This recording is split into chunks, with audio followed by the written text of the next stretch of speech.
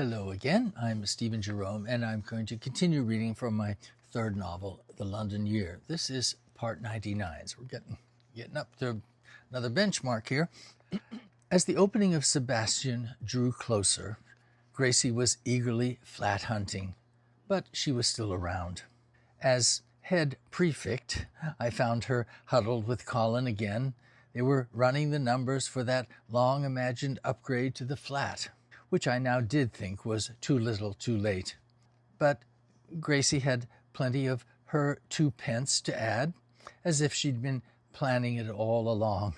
The term American kitchen came up, which I could only guess meant hot water not coming from some contraption above the sink, or where both hot and cold water came from a single faucet. Imagine. Maybe even a stove that didn't require matches. My only suggestion was a new floor in the toilet that didn't foster the propagation of mushrooms. I stopped seeing Sebastian on the stairs, nor was I called to action, so it seemed my personal photographer days were well and truly over. Perhaps it was just as well. I couldn't deny that I missed Sebastian's smile, which I could never decide was flirting or just being nice. But after the swanky sex club business and all the follow-up, I was ready to mistrust him on every count. I knew the face was also a mask. Besides, I'd promised Tess that I'd keep my distance. It was hard to tell if Sebastian knew I knew the real story about Timothy. I finally decided he had to know. Sex was power, and in his hands, information as well. They both came easily to the rich and famous, and to those with rare beauty.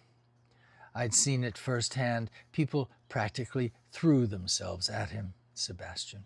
The adoration was currency, but money and power were even better than sex.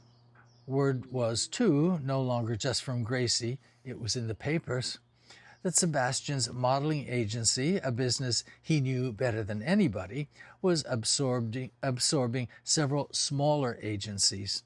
The Face, the name of the agency, the fashion model agency, was on its way to becoming one of the top model managers in the country.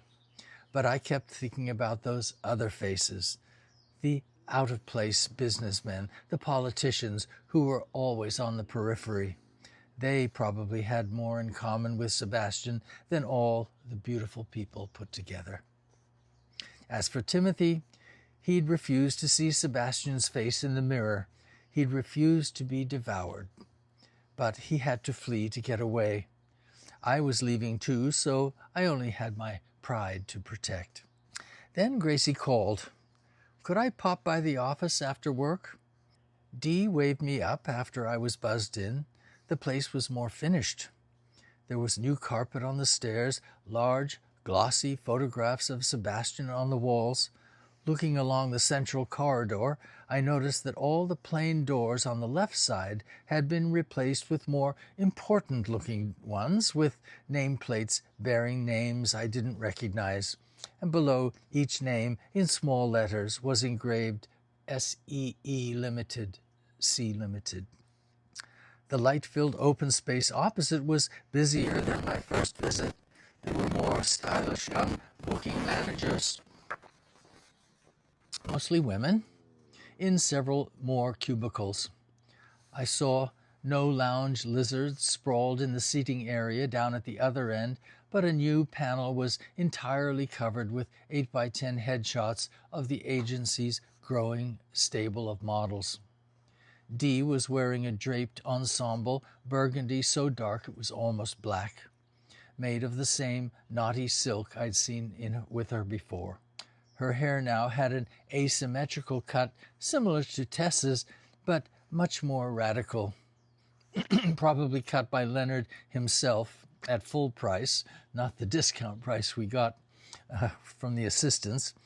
The hair around her left ear was shaved high, revealing a tattooed arc of barbed wire. I didn't know it yet, but punk was just around the corner. Dee was going to fit right in. When I commented on the improved look of the office, Dee smiled and nodded. "I have something for you," she said in her awkward, deaf speech. She gestured for me to follow her over to the art and archives area. I waited by one of the big glass-top work tables. Spread out were sheets of color slides, a few large prints of Sebastian, obviously shot by a studio photographer, numerous proof sheets, and a loupe to view them. There was also paperwork, several letters that weren't my business, but what caught my eye was the letterhead on each of the official pages. They had the same letters that were on the door along the corridor, C Limited. When Dee returned, I pointed to the letterhead and asked her, "What's C?" "That's the umbrella company," she said, gathering them up quickly. I must have stared back blankly. "Sebastian Entertainment Enterprises," she said. "Everything is under C, including this," she added, smiling, handing me an envelope. Inside was a check for £480. I studied it for a moment, letting the number sink in. Then I noticed that the check was under the usual name, Sebastian Limited. I pointed to the title questioningly. "Not C?" "Sebastian Limited is the pictures and publications. C is the property and other businesses and the restaurants." Wait, restaurants plural? There really was more going on than I knew about. Before I had time to ask another question, Dee explained that the payment was for the republication of my images, several months of them, in Vogue Brazil and Vogue Italia. Apparently I was more international than I dreamt. Not that anyone would know. Sebastian Limited still got all the credit, but I was thrilled with the windfall. Okay, we'll stop there.